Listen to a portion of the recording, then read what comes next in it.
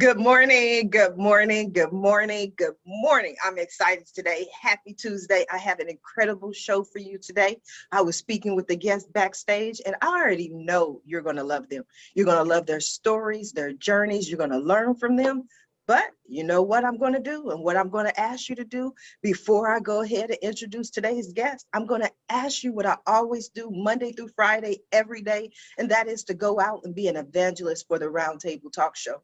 There's someone in your network, in your neighborhood, in your house, maybe at your job, who needs this information. They're dying. I'm telling you, they're really dying to become an entrepreneur or to launch their own business, but they won't have this information unless you go ahead and share the show with them.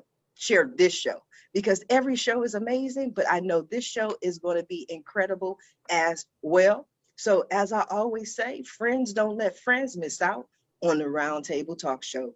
And this show, today's show, is brought to you by the Real Estate Playbook. You are invited to attend the Real Estate Playbook, a 100% educational workshop presented by real estate instructor Deborah Spence, with a simple promise to help you develop a clear plan to sell more homes and earn a consistent income selling real estate. Now, it's an in-person and virtual event. You can go ahead and sign up for it, and the link is in the Facebook post. So while you're going ahead and introducing your friends to the Roundtable Talk Show, I'm going to go ahead and introduce our first guest, Miss Kelly Christiano. Throughout her career, when people wanted something done, they gave it to Kelly. Innovation and flawless execution became the foundations of her personal brand. Kelly's proven track record across multiple industries and disciplines in both startups and Fortune 500 firms positioned her perfectly to form her own boutique consulting company. Good morning, Kelly. How are you? Good morning. I'm terrific and so glad to be here today. You know, it's been a wild ride over this past year, and for so many reasons. We all have our own story, I know that. And I thought I'd start by sharing a little bit about my story over the past year in particular, because over this past year is when I embarked on the creation of the second chapter in my career, picking a particularly interesting time to do so. In late 2019, I left corporate America after having a great career in corporate America. And as I did that, I thought, I'm going to take a little bit of a breather, determine what I would do next. And of course, that was pre-pandemic. I very quickly had a former boss who asked me if I would come in and do a project for them, and terrific guy. And I thought, yeah, that'd be great. Give me a little bit of time to think about what I was going to do. And it was a great project. And it was going to be a few months. I thought that's perfect. Of course, as I was rolling out of that project, that's when the pandemic hit. So that made it a very challenging time to then be thinking about, okay, now what? And so I thought, well, okay, now I really have to get my head together because it's kind of April, May of 2020 when the world is really locking down.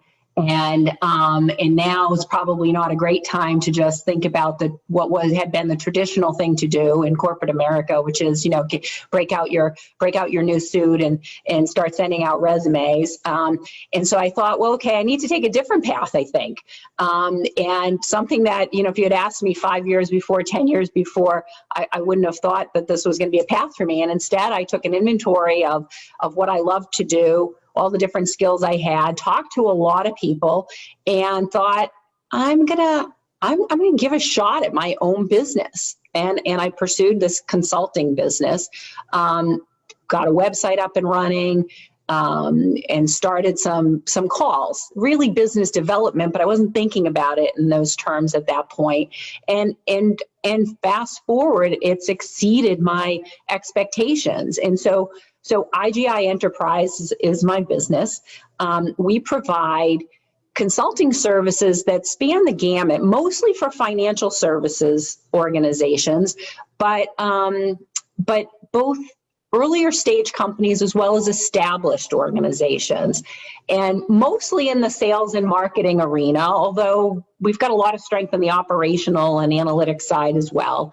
And every engagement tends to be very customized. So just love speaking to clients and potential clients about where's their need right now, right? Every company out there has problems they just can't get to because they're busy in the muck of it all, running like day-to-day stuff, and yet they have real business problems that they need to get done. They need market studies done. They've got to get a new product to market, and they've got lots of people internally, but those people have tons of things they've got to do. And so getting somebody who can come in and just sort of take just that piece and really focus on it is enormously helpful. And I've even then, you learn so much along the way, I've even put out my services and said, I can come in and be acting chief revenue officer or chief marketing officer particularly in a somewhat smaller organization, and help you sort of get things together, assess where you are, and then leave you with an organization that's a well-oiled machine that you can now sort of take and run on your own. And so that was a piece, there's so much that's unexpected that happens when you just start your own business. It never takes a straight path. I've heard, I've certainly experienced that. I've heard from so many others that I've gotten to know that have been in their own business longer than they thought. And that was a piece I hadn't thought of when I started. So I've learned along the way, had lots of success, and we just love being out there where it brought other people in as needed for special projects and watch them do a great job and succeed. And it's been a lot of fun. It's certainly a lot of work, but I've never been afraid of a lot of work. And the other interesting thing is over the course of the last year, where everybody's working remotely, it's presented, I think more opportunity than challenges, because you don't have to get on an airplane and fly out to, every hot prospect that that comes your way. Instead, you get like we're doing right now. You get on this call and people engage just like they would if you were sitting across from them. So I think, as I think back to where I was a year ago, now I'm in a great place, and so it's just been a whirlwind, but really exciting. And so being with you here today is just one more step in an exciting journey. Well, it sounds exciting to me, and I have so many more questions. Now, Kelly, I am going to come back to you. I want to go ahead and introduce our next guest, the amazing Miss Rachel Doyle. Rachel is the founder and CEO of the GlamourGals Foundation. The GlamourGals Foundation's mission is twofold: addressing elder isolation while building empathetic teen leaders. Their signature program organizes teen volunteer chapters to provide companionship and complimentary beauty makeovers to seniors living in residential care. Good morning, Rachel. How are you? I am good, and thank you so much for having me. It's lovely to hear from other entrepreneurs or people who have that entrepreneurial mindset, because when you talk about looking for opportunities and challenges, that is like our daily mantra as an entrepreneur or a social entrepreneur. So to be among, people who are like you, it's just energizing. So thank you so much. And you had shared, I am the founder of GlamourGals Foundation. I started it over 2 decades ago. Oh, wow. Sadly, the issue of elder isolation is not new to the pandemic. I think all of us have been introduced to it, pretty much confronted with it, both in the news or just in our own lives with loved ones who are in senior homes, but also personally for all of us, just understanding how incredibly corrosive isolation can be. Mm-hmm. And the issue of elder isolation has been that upwards of 60% of seniors prior to the pandemic who are in care were not visited. And when I used to talk about that type of statistic, people's jaws would fall to the floor. And now with COVID, upwards of 100% are not being visited. Of course, with modern medical technology, we're moving forward, but it's a slow, slow process. And as you heard, our signature program, the one that I started in honor of my own grandmother, who passed away when I was in high school, and who I really wanted to honor the memory of, and connect and do service that was not only meaningful, but relevant to me as a teenager. And for me, that was using the things that I loved, and that was beauty and fashion and makeup. So I use those as a tool for conversation between generations. Now you can imagine, fast forward 20 years, we've gone from those 2 volunteers that I begged in homeroom to go into the senior room. Yes, that is like recruitment. It was 2 people from homeroom that I said, it will look great on your college resume. Don't you need service to graduate high school? And it's grown from there, along with a New York Times article about our very first volunteer experience that put us on the map, not just nationally, but internationally, where Oprah picked it up and, you know, carried us through those years. We weren't, you know, a 501c3 nonprofit yet. Now to 2 decades later, where we span 18 states, North America, and we, in normal non-COVID years, usually reach 100+ communities through our college and high school chapters. This year, over the past year, we did, instead of a 20th year celebration in 2020, we did what I would call the ultimate pivot, that within a week of pausing our signature programs of complimentary beauty makeovers and conversation and companionship, we reached out to our stakeholders, our volunteers, our senior centers, and said, how are you? How can we help? And how can we move forward? And within a week, we pivoted our programming to safe and distanced opportunity. We now have an award-winning program called our My Dear Friend note writing. Can't wait to share more about that. Everybody can get involved. And we've not only been able to reach those 100 communities, we've actually reached over 50,000 seniors through just our My Dear Friend note. So that's 50,000 seniors who would have felt isolated without anyone, without even a touch or a hug in the last year. And our kind note campaign has made it into their hands and their hearts, and, you know, hopefully continuing this year. So I'm excited, of course, to share more about the program, my journey, and of course, connect with all of you. Absolutely, and I am excited to learn more. Now, Rachel, I am going to come back to you. I want to go ahead and introduce my next guest, Mr. Bob Petrelli. Bob has been at the forefront of technology and product innovation for nearly 35 years, beginning soon after he filed his first patent application at IBM, an innovator who invented one of the first Siri-like offerings. Petrelli has been recognized annually by IAM 300 as one of the world's leading intellectual property strategists. Good morning, Bob. How are you? Good morning. Wonderful. Thank you for that lovely introduction. It's really great to be here. Gosh, if I were to introduce myself, I guess I would just tell you I'm a pretty good nerd. That's sort of got me on my career path, and you know, I guess I would encourage other entrepreneurs to sure, people tell us to do what you love and things you're good at, but also I would say don't be shy to open the door to new things when presented. If opportunity knocks, open the door. So I've sort of evolved my career from, I'll call it, finding the golden nugget.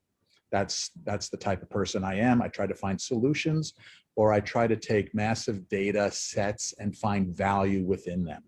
So at Providentia IP, we help entrepreneurs and Global 500 companies manage their intellectual property portfolios. Their intellectual property portfolios could be patents or trademarks or copyrights or know-how. And it could be a sole inventor as well. Someone who literally worked in their garage and came up with a great invention. I did that at Bell Labs, moved on to a startup. That startup, we provided, I'll call it cash on the barrelhead of $2 billion to the patent holders that we provided to them through licensing and litigation. And after that, I said, well, I think I can do this myself. So that's Providentia IP. Providentia is the Roman goddess of knowledge. That's where the name comes from. And our function is to help folks from ideation, which is You're sitting there and you wonder, is there anything here noteworthy? Should we patent this? Should we go to market with this, et cetera? All the way through mining patent portfolios and copyrights and trademarks, to going out, knocking on doors and licensing those pieces of intellectual property or litigating them. It's a wonderful business for those nerdy entrepreneurs because it's by definition new and novel. Everything from wireless to semiconductors to user experiences, et cetera. One of my favorite patents that we'll all sit here and go, really, somebody got a patent on that, is most of you have iPhones and Samsung wireless devices. When you get to the bottom of the email or the bottom of the web page, it does that little bounce, you're kind of at the end. Well, Bell Labs had a patent on that. Went after certain entities, and that patent was valued at $350 million by a jury. So, wow. So I leave that with you as just an example of, oh, I really don't need to have something so complex and so nuanced, talking about quarks and photons and things like that, to have a patent. There are novel things that we experience and we develop that are noteworthy. Another example I'll give you is when you get your credit card receipt and it just leaves the 4 digits. It's like asterisk, asterisk, asterisk, 4 digits. Amazon has that patent. Now, have they gone out and licensed it? No. But my understanding is not too many people pick on Amazon because they sit with that patent ready to strike back. So in terms of self-promotion, Providentia IP is here to help folks with their intellectual property needs. I like that. Interesting story about, now I want to ask you, IP in this area, to me, when I speak with entrepreneurs and small business owners, it's an area where I feel, get so afraid of, people stealing from them, that many people just sit there and do absolutely nothing. They're like, oh, I have this great idea. It costs too much to patent it. It costs too much to trademark it. So, I just won't do anything with it. So I always say there are cemeteries full of great ideas. There are cemeteries full of multi-million-dollar ideas, meaning these people take it to their graves. Do you see the same thing with the fear and non-action? Yes, that paralysis occurs, and you hit the nail on the head. Sometimes it's involving the cost of filing for a patent, but there are cheaper ways to file for a patent. The patent office allows individuals to file for a patent. You don't necessarily need someone who passed the patent bar to file for a patent. And the other thing I would caution entrepreneurs, so we do a lot of M&A work as well. You could imagine some huge company buying. So yesterday it was announced that Microsoft bought Nuance. Nuance is a speech recognition company. Okay, great. So they're buying them. What's the value? Is the value purely in the software, or is the value in the intellectual property beyond just the software? So for entrepreneurs, for your company to be valued at a premium for an exit, it has to answer the question of, what's the barrier to entry for everyone else? So if you're just making something that everybody else can make, or selling something everybody else can sell, your valuation is at X. But if you have an ability to file for a patent, or at least file for a provisional, which is a cheaper way to go, your value of a corporation escalates. And so I guess I would tell entrepreneurs, you need to protect your intellectual property. You need to do it in a cost-effective manner. And there are folks out there who will do a lot of the work for an equity stake as opposed to cash. Certainly the entrepreneur could go down the cash route if they think that that's most strategic for them. But there's a way to protect your intellectual property, and it's necessary to have that extra valuation. Wonderful. Thank you for that answer, Bob. I am going to come back to you. I want to go ahead and introduce our next guest, Miss Patricia Gajic. Patricia is an award-winning international contemporary artist, author, and visionary. She is represented by 13th Street Gallery in an Art World Final Art in Toronto, Ontario, Faces International in France, Paul Fisher Gallery in Florida, and Gallery on the Bay in Hamilton, Ontario. Patricia exhibited with BB International Fine Arts in Geneva, Berlin, Korea, Austria, and Zurich. Good morning, Patricia. How are you? Excellent, thank you. Good morning. It's super happy to be here. Good So, morning. Before you go ahead, okay, because I'm dying to know what's behind you.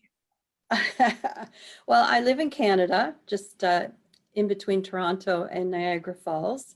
And I've been, I guess I've been told I'm a bit of a serial entrepreneur, a very left side, right side since I was extremely young. So I actually started my world off as in finance, in banking, and then climbed up the ivory tower and then decided to, you know, spread my wings a bit. And I got into retirement homes and also in doing project management with medical buildings and whatnot. But the whole time that I was sort of involved in that, I had two other causes, one being in servitude. So I've been mentoring, I've been on several different boards and still am. Redmond Hillary Foundation, we have a hospital and a school in Kunde in Nepal. I have a project in Cambodia and also in Haiti. And I've spent quite a bit of my life working towards the increase of wisdom that people have. So at the same time that I was, you know, devouring all of this knowledge, I kept saying to myself, but there's this niggling inside of me, you know, since I was a little girl, that I wanted to draw and be a painter. And fortunately, you know, I was able to do both in full-time careers. And I guess back in 1999, I had the privilege of going to France. And when I was there, I had the opportunity to meet a master artist, Dragan Dragic, in Savoyon in Mont Ventoux. And he's actually in the top 10 percentile of the artists in Provence. I was extremely intimidated and quite terrified. But after I had the opportunity to actually meet him, he said he would like to give me an opportunity to study with him for a short period of time. And so it started then in 1999, and I've been with him now for over, you know, 21, 22 years. I've exhibited with him. The greatest, you know, part of this life for me has been in a position to do something that you set your sights on. And so fast forward, I also have been super involved in, you know, studying different things in the world. A little bit of a nerd too there, Bob. I, you know, did dabble in some physics, also looking at different religions and philosophies and structures, and studied quite a bit, 25 years of studying Buddhism. And then I got the idea that what if I could take my practice, I studied at the University of Toronto with certification in applied mindfulness and transformative mindfulness. And I thought, if I could take all of this and my art and business and wrap them all together. So as I was putting it together, I also wrote a book called Karmic Alibi, Gaining Expedient Wisdom by Leaving Your Excuses Behind. Mm-hmm. And then I've also been authoring several other books, a superhero book, The Black Snowflake, Karma and Cash. And I'm working on a couple of compilation books, one with Earl Amin, which is How to Be Human Today.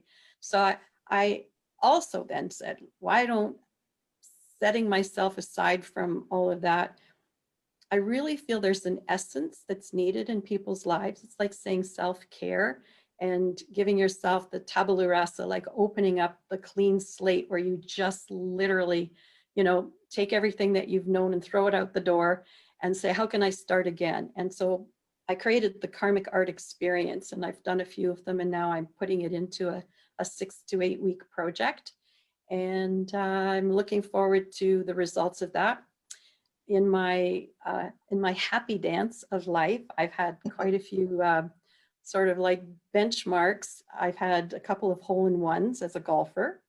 So I have to say that first because it's kind of exciting. For any sports people out there, they'll get it. And then I also was the first female first Canadian to win the gold medal at the Salon National Beaux-Arts, which is 35, 40 years old event that takes place at the Carrousel du Louvre in Paris. So that was a super big deal for me. And then after that, I was also accepted to the Academic Society Art Sciences and Letters in Paris, and I've received the silver medal in photography. And this year, unfortunately, I haven't been able to get there yet, but the event is being hosted, we hope, in September, and I will receive the pewter medal in painting. So, you know, just fighting my way up the world of art, and at the same time, just really loving the opportunity to give back and, you know, just to enjoy life minute by minute. So I love it. I love it. And you've done so much, all the names that you mentioned. I'm still curious about your background and what you have behind you.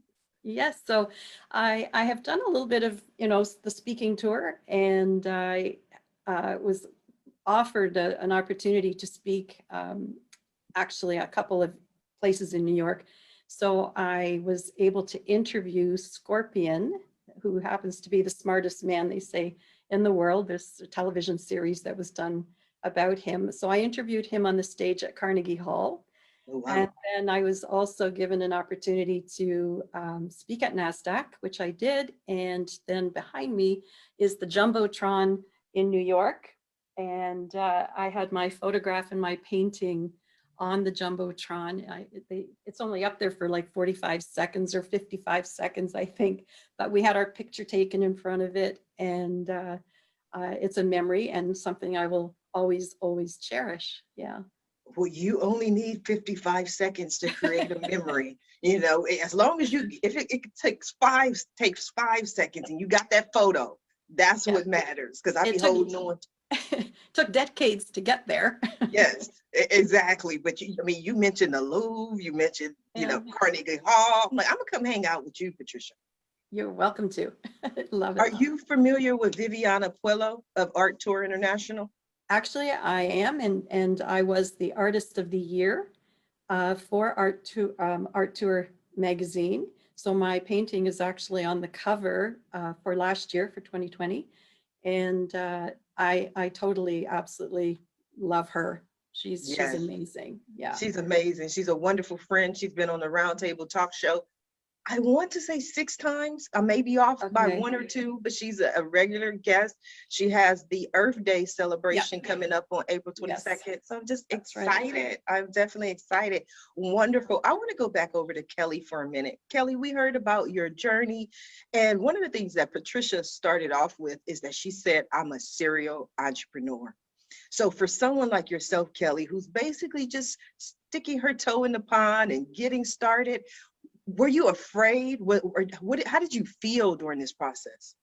I don't, thanks for that question. I don't think I had time to be afraid of starting a new business because of the pandemic. I would say personally, I had fear at that point in time because of the pandemic.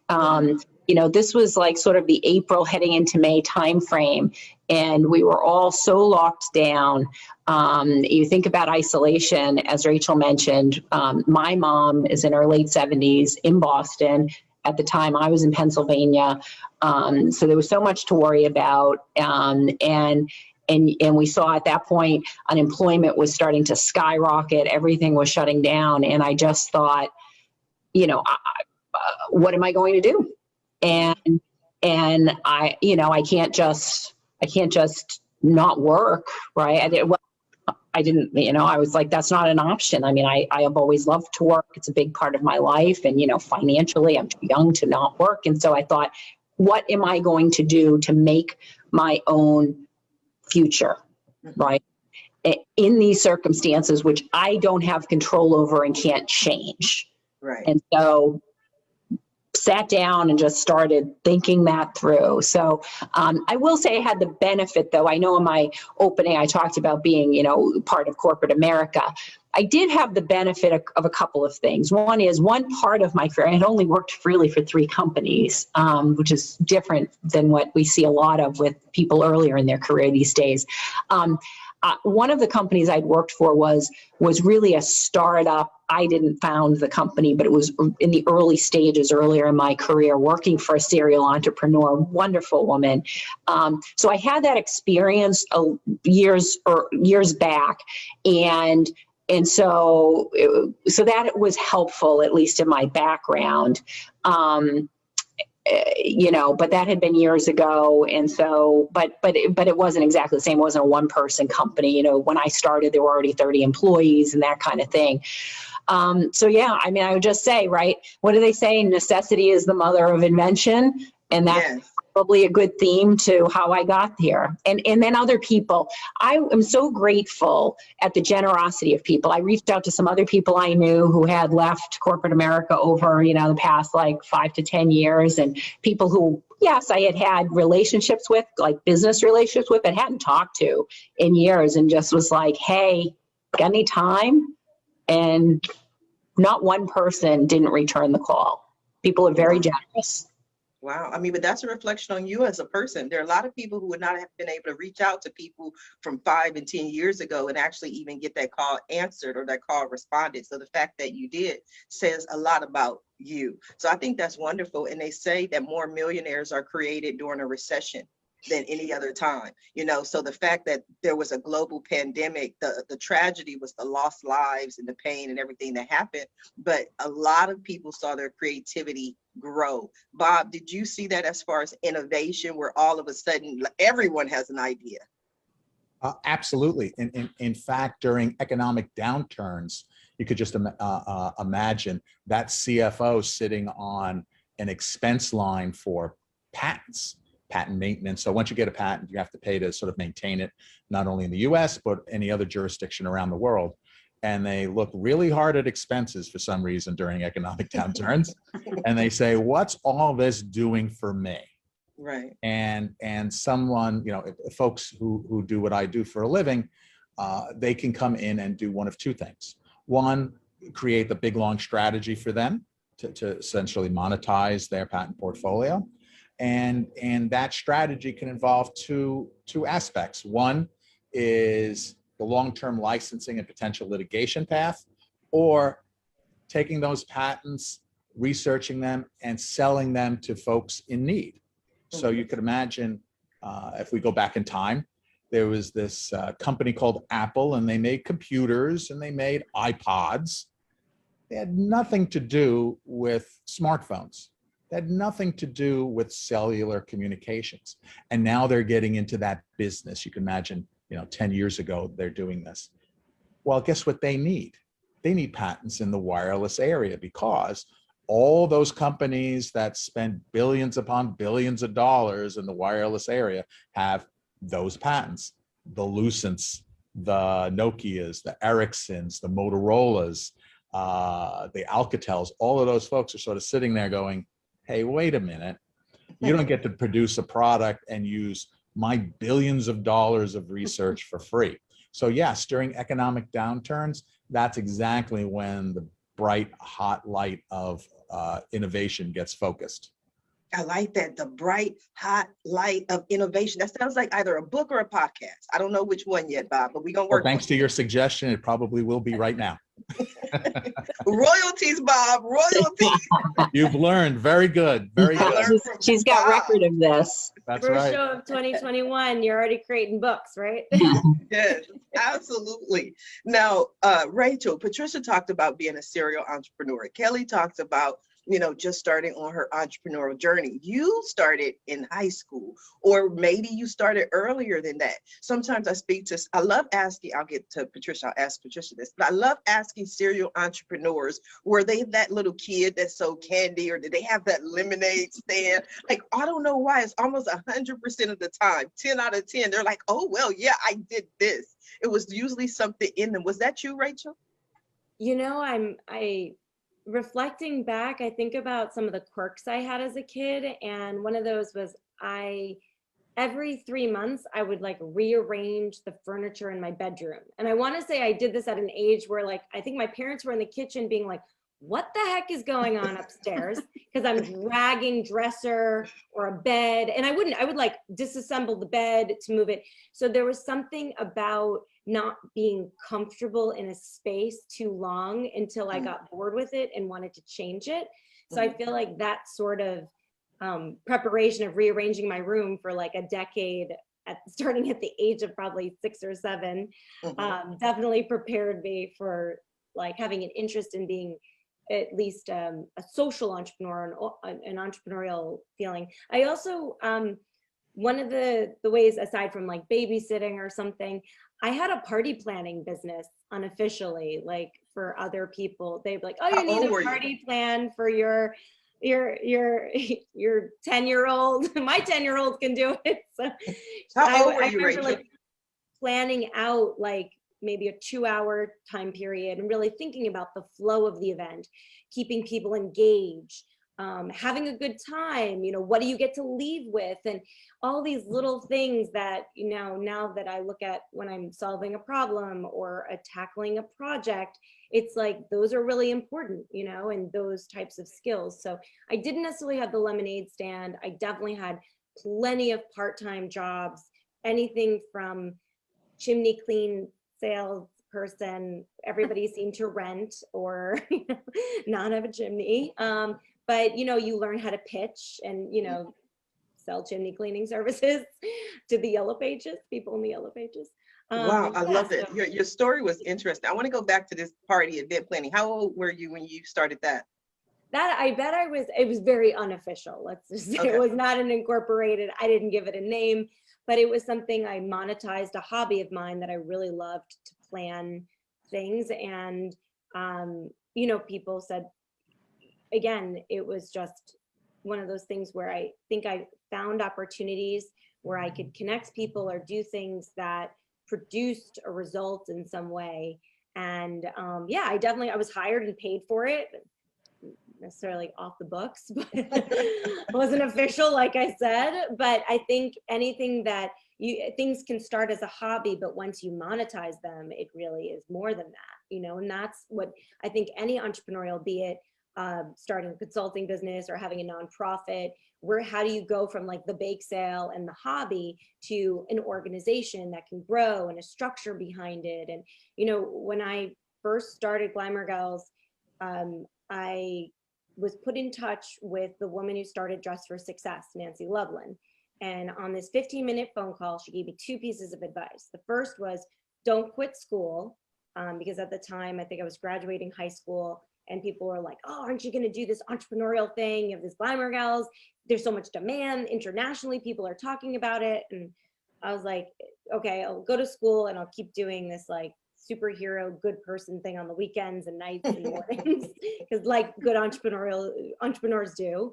And then the second thing she said was trademark the name. And at the time, I talk about expenses for trademarking. I ended up pitching lawyers, getting bounced around from the Legal Aid Society of New York to then he goes, I went to I graduated from Harvard. She's at a fancy law firm.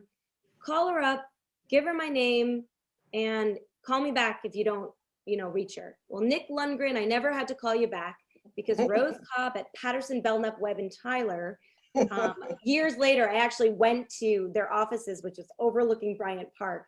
She helped me incorporate as a nonprofit correctly, file all the trademarks correctly. And if I had known a little bit more, I would have gotten the trademark, not just as a service mark that we have, but in all the industries. Because who also owns the GlamourGals trademark? Like Disney and like all these other big companies, because you can make hairbrushes and cosmetics and all these things. So it's just fascinating. Hindsight, of course, is 2020, but all these ideas that you're bringing up from your guests in terms of, the legal things, or even like building a team or creating something, they come up in nonprofits too. And like I said, I wish I had known. Yes. At 17, right? At 17, you should have known better, Rachel. Right? I only did the one trademark. I tipped my toe and I go, well, it's $250. It was my entire summer of like bussing tables at the Italian restaurant. So Rachel's always doing something. Bob, I got a new podcast or a new book for you. Hindsight is 2020. That's the book, Rachel. We got royalties for Rachel and I. But That's certainly true. do you find that often? Because what Rachel was saying about the different industries, can you explain that a little bit? I know Rachel brought it up, but explain that, because I think most people tend to think, I got a trademark, it protects me from everyone. Sure. So I'll quote one of the great prophets, Billy Joel. And there's a line in a song that says, you can't afford to squander what you're not prepared to pay.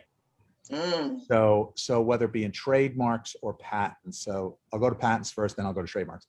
Patents are a jurisdiction event. You can get a US patent, you could get a Chinese patent, you could get a Canadian patent, you can get a Liechtenstein patent, you can get patents in all of those jurisdictions.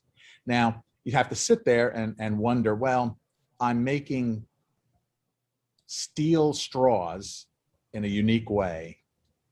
How many am I going to sell in Liechtenstein, and how many are going to get manufactured in Liechtenstein?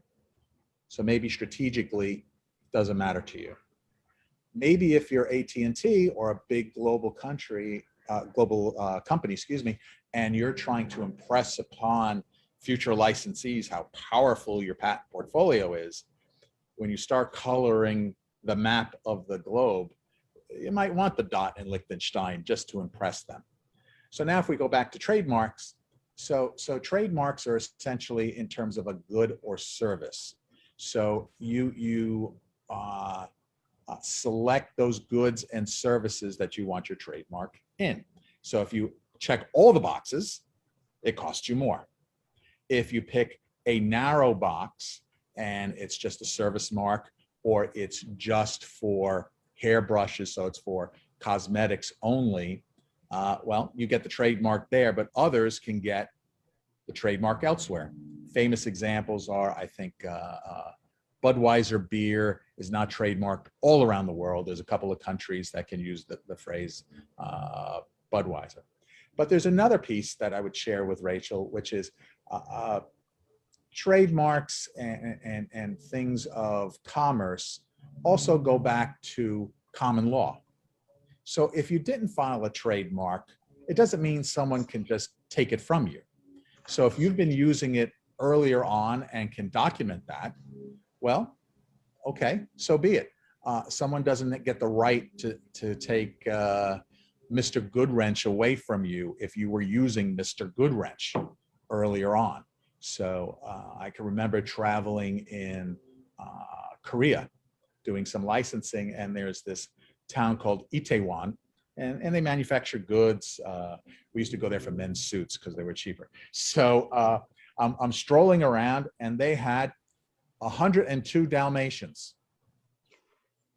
Why? Well, back then it was to get around the trademark, right? Mm-hmm. So all of us dads bought our kids 102 Dalmatian kind of outfits and stuff. Well, then what happens? Disney comes out with the 102 Dalmatians movie later on from 101 Dalmatians. They ran into trouble. Why? Even though it wasn't trademarked, it was in commerce earlier than their movie. So they had to pay an interesting fee. Yes. You talk about enforcement, and that's like a really big thing in the, it's like, how much do we want to go after, but how much do we have the resources of the time to go after people? But we've found actually, with social media, for example, like TikTok or Instagram, somebody else had our handle, but it was parked. We call it parked. It's, not active site. Mm-hmm. And we were able actually to win those back. So for people who are always like resource strapped and can't hire big lawyers to like do all those things to enforce it, we felt those were such big wins when literally the _ GlamourGals became GlamourGals.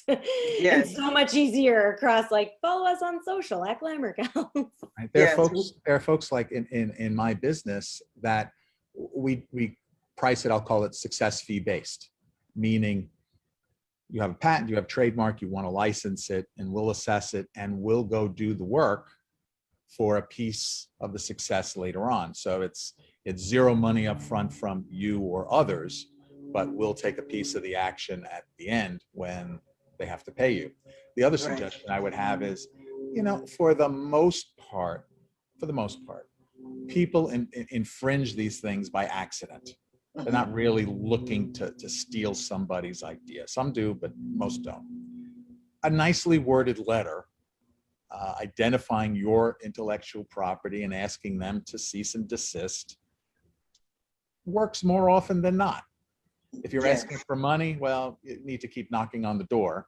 But, you know, if someone, I'll call it, tripped over your intellectual property, they'll usually retreat if you bring it to their attention. Yes, one of the most interesting stories that I've heard as far as this whole battle was the story with McDonald's. When they initially came online, McDonald's.com was unavailable, and they sued the company to say they owned, you know, McDonald's, and McDonald's, the restaurant, actually lost because it was proven that it was like a farm or something, but it was like McDonald's farm. It wasn't the restaurant, and the domain was available. They purchased McDonald's.com, and McDonald's literally had to pay them millions for this one domain name. And that's the one thing people ask me. I built my first website in 1994, and they're like, what would you have done different? I'm like, I'd have bought all the domain names, like every domain name I could have ever had, I would have purchased. Now, Patricia, what is some of the best advice you've ever either given or received? Oh, Business, entrepreneurship. Let me narrow that down. I think just, you know, stay the path and do your due diligence, do your homework, make sure you know your competition inside out. You know, be the smarter person in the room. It's like, for example, right now, going back a couple of years ago, my curiosity about, you know, Bitcoin and cryptocurrency and whatnot. And just for the fun of it, I said, you know, I'm going to put a couple pennies into Ethereum. And so I opened up an account, I bought Ethereum. And now, of course, the NFTs, the non-fungible tokens, are becoming really important if you want to have something, you know, put up on the blockchain. And so I've been doing, you know, that investigation. So it triggered in my mind, you know, going back to actually Rachel talking about, you know, when she was younger, I had a carnival in my backyard. I think I was in grade 6. And I just created these things that all the kids in the block would come around, and I would give them a time period. So for 5 cents, literally, they could stay in my yard for an hour and they could play on everything. And I did serve them. I don't even know if it was lemonade, but I did something. And then right after that, I had to work. I just wanted to work so badly. So I loved fashion design myself. And I got a job at the bridal salon downtown in Hamilton. And every minute I could get, I would go in there, and I would work Saturdays and take the gowns out as the brides were trying them on. They would throw them back at us, the stock girl.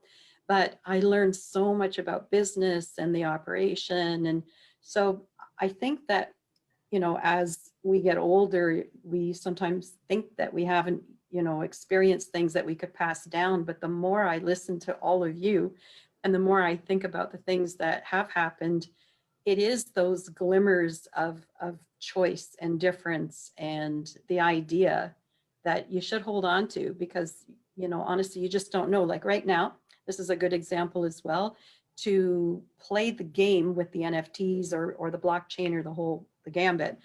You really have to have a domain. So I finally found there was a domain, and I started the same thing, buying up names, my name, other names, names that are going to be used. And who knows 10 years from now, if, you know, I'm alive, and if, you know, I'm still holding on to some of these domains, that somebody might not come along and say, you know, I'd like to buy it. So, and it's really good because they've changed the way things are done. I think we learned the new business model by being in the old one and then deciding what can I do to make it my own, and how can I, you know, reinvent as opposed to the devolution of it. And yeah, so I would say just pay attention. I love that, Patricia, but that was too much for me. I need to go back to this carnival. What were some of the rides in this carnival? Okay. So we had an apple tree and we had a peach tree. So the first, of course, was the big apple tree. And I had my dad hook up ropes, and I got a piece of wood and I made a swing. And I would let them swing because we just didn't have that then. And of course, there was something else that was kind of crazy. And we had a fairly large garden. Mhm. And so I would let them actually go into the garden and plant. Oh, wow. And I like that. I'm sure I'm they mad. love your parents got a new garden because That's Very Tom Sawyer. Yeah, they paid you to do work for you. Love You it. got it. I'm dying to know what's the last book you read, or like what's the book on your nightstand, Patricia? Because as a parent in like quarantine during this times, I did not jump on like the sourdough bread or the learning new things. I was just trying to keep afloat, keep my work Yeah. afloat, keep everybody Okay. sane. Like what's on your bedstand? Okay, so What I book? wish I could just turn this around to show you. I have a pretty, I have an extensive library, but I'm going to give a little moment here to Giovanni Marsico, who is the founder of the Archangel Academy in Toronto, and it's worldwide. And I am a member of the Synergy Group. And in his Synergy Group, he invites different authors and people who are significant. So right now I'm reading Limitless, which was published by Jim Quick. And it's about memory, and it's a fabulous book. And then there's another book, Buddha and the Badass, which is by Vishen, who is the founder of Mind Valley. And then I'm doing a reread of one of my totally favorite books, and it's called A Prayer for Owen Meany. It was written by John Irving, who is also the author of The 100-Pound Marriage and a whole bunch of other, The World According to Garp. I think he wrote that as well. So I like to flirt with the fiction, the nonfiction narrative, and just give myself a jolt. Yeah. We got a book club going right there. Yeah. So I know you didn't ask me, but I'm just going to hold this up because it's the remote work revolution. I haven't gotten through it yet, but I'm kind of obsessed with the remote work topic because I think it's here to stay in a bigger way. Not that I don't believe that no one's going back to the office, but I think so when I mentioned I worked for an entrepreneurial company earlier in my career, we did home-based agent. This is in 2000. We did home-based agent call center and concierge services. So this was like well before its time, where almost the whole workforce worked from around the country from home. And so I sort of got into that then, and felt throughout these last 20 years that it can work, right? I managed some teams even in a larger company where people in business lines where people weren't all in the same office. So now over the last year, I was like, well, now this has been turned upside down. And most people, everybody I talk to, I'm like, what's your company saying? What's your company doing? What do you think? I talked to my cousin actually on Saturday who has had an hour and 15-minute commute each way for the last like 8 years. And she said, and she's in finance for a company. And she said, yeah, my company's saying no one goes back until next year. But she's like, I don't think I'll ever go back to the office more than maybe 2 days a week. Right. I hear you. And before she used to say, oh no, I have to be there every day, right? I have to be there every day. So I just think this is a whole new world for us. I agree. The reason I started or built my first website in 1994 was I had my daughter. I wanted to be a stay-at-home mom. I wanted to see her first steps, hear her first words. Now, my kids are 24 and 27, but now I tell people, welcome to my world. Welcome to this world. And my mom will be retiring soon. She works for a major healthcare company. And so she's been working remotely. And she's like, this is addicting. I'm like, I know. She's like, I'm never going back. When I retire, I'll be working at home. So I definitely, this has been an amazing show. We've learned a lot. We've laughed a lot. We only have a few more minutes left of the show. And what I love to do at the end of every show is just simply allow my guests the opportunity to speak directly to the audience, to everyone who is watching this show live, as well as everyone who is watching it in the archives, and let them know what you want them to take away from your appearance here today. And we're going to start with you, Bob. Well, I guess I would say simply to them, intellectual property involves things that are new and novel. If you're an entrepreneur, you're clearly working on something new and novel, and you need to protect it. And there's a host of solutions available to you to protect it that may involve all cash, some cash, no cash, as well as how one positions themselves strategically in the marketplace by leveraging their intellectual property. Because it really comes down to two choices. You can leverage your intellectual property or you can lose it. So you need to circle one of those and move forward. Yes, I love it. Thank you, Bob. Rachel, what do you have for us? Well, we have launched our most ambitious goal yet this spring to reach 50,000 seniors in our next My Dear Friend note writing. We actually teamed up with artist Laura Babcock. These are just color or black and white cards that I printed out that people can make a small donation on our website and download the card. So if you're a little short on time and creativity, you just have to write your My Dear Friend kind note. And so I want to encourage everybody to sign up. If you write one note or 10 notes, the first 10,000 will be matched $1 per note by a generous executive council member of ours. And it's a nice way to, even on Zoom, to join one of our interactive sessions, to connect with others, to do service safely right now in the virtual setting, and to reach, the seniors in our communities and do it in a really meaningful way, just putting pen to paper, crayon to paper, something that's tangible, and knowing that your card's going to end up in the hands of someone who could use a kind word. I love that. I love that. I had a guest on the show, and she said that she had read about this lady who wrote this letter and then delivered it everywhere to her neighborhood, letting people know that I'm here. And so she said, I thought this was a wonderful idea. I'm going to do the same thing. So she wrote her letter, put her name on it, put her phone number on it, told them, if you need anything, if you're a senior, if you need to go to the store, if you need, whatever you need, I'm here. And she said the one thing that she found was that no one called her and asked for help. She said, but she received so many calls from people who said, thank you. I had no idea who you were. We've been here for 15 years and I never knew you were my neighbor. And so more people have been connecting during this time frame. So I think the note is a wonderful idea, just to say, I'm here. Thank you, Rachel. Patricia, what do you have for us?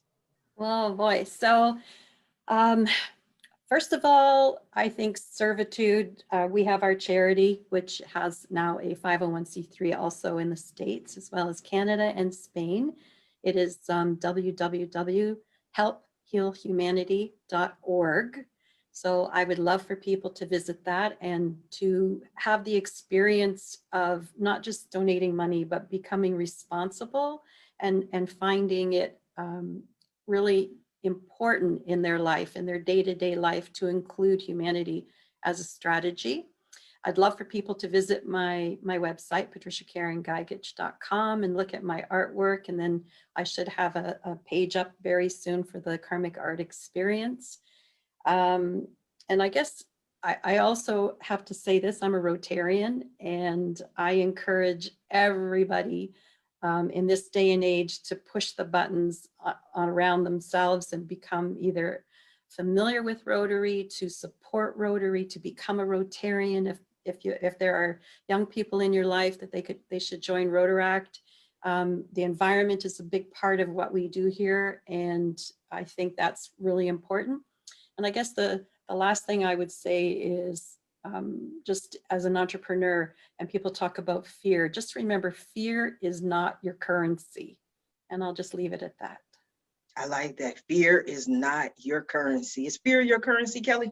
No, not at all. You can't be afraid. That's why I say on the personal side, there are always new ways to start again and to find new paths. On the professional side, for companies large and small, there are many options available to have companies come in like Igi Enterprises, hear what your needs are, and bring in options to help you tackle new projects or to help you take an existing project and make it happen faster and get you solutions. So, And again, your website? www.igienterprises.com. Thank you. You are so welcome. I love it. I have enjoyed this show. I want to thank you all for being guests on today's episode of the Roundtable Talk Show. And I especially want to thank everyone who tuned in to watch this show live, as well as everyone who is watching it in the archives.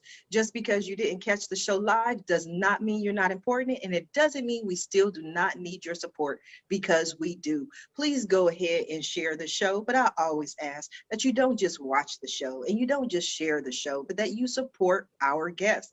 Our guests are here with you this morning to share their resources, their advice, their strategies, and their journey with you. So please support them. Go ahead and pick up your note card, pick up a copy of your book, find out about trademarking and intellectual property. Speak to Patricia, find out about her art. All of the websites are on the Facebook post. Click on the link, visit their websites. But I always ask, please don't just visit their website.